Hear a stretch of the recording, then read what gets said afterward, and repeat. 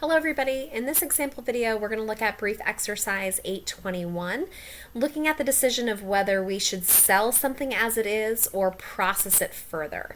So they tell us that Jack's Lumberyard receives 8,000 large trees each period, and it subsequently processes them into rough logs by stripping off the tree bark and leaves, and that one tree equals one log.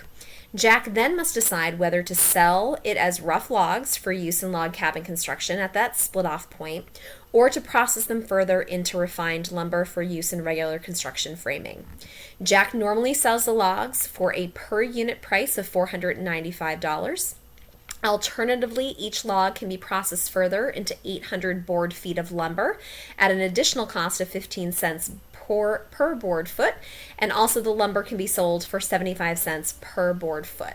So they want us to figure out what is the contribution to income for selling the logs for log cabin construction, what is the contribution to income for processing those logs further into lumber, and which one should they do. So when we're thinking about our revenue from the logs, we have what we call joint costs.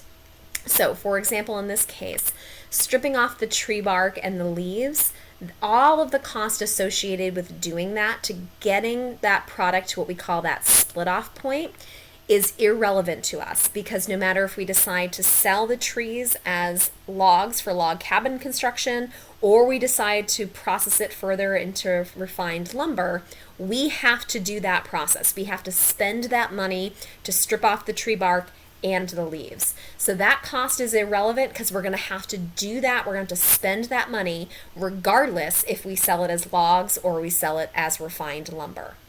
So when we're looking at our revenue from our logs, they said that we have 8,000 logs that we get, trees that we get, and each tree equals one log. And we can sell them, they tell us, for $495 per log. So our revenue that we would generate, our contribution to income from these logs that we would have, would be a total of $3,960,000. We then have to look at the revenue that we would generate for processing it further.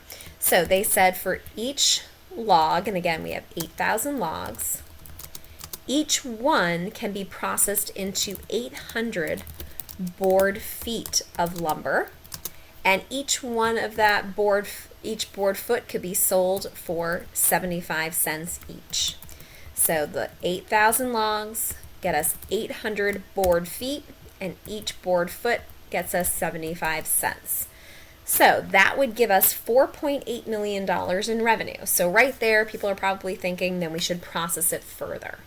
However, remember, in order to process it further, there is an additional cost, and that is a relevant cost because we would have to pay this 15 cents per board foot to process it into refined lumber that we wouldn't have to pay if we sold it solely as those rough logs that we have.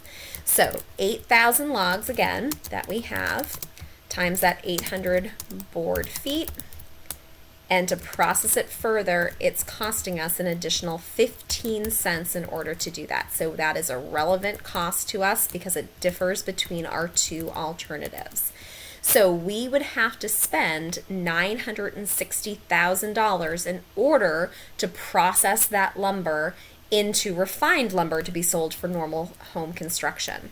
So our contribution to income, if we process it further, is only at $3,840,000 versus if we leave it as logs for log cabin construction, it would be $3,960,000. So in this instance, we should not process it further. We should sell it as it is. And again, remember all of those joint costs that we have, all the costs to get it to that split off point. And when we're talking about the split off point, we're talking about which direction we should go. Should we sell it as it is or should we process it further? All the costs associated up into that point are irrelevant because we'd have to spend that money regardless of which option that we choose.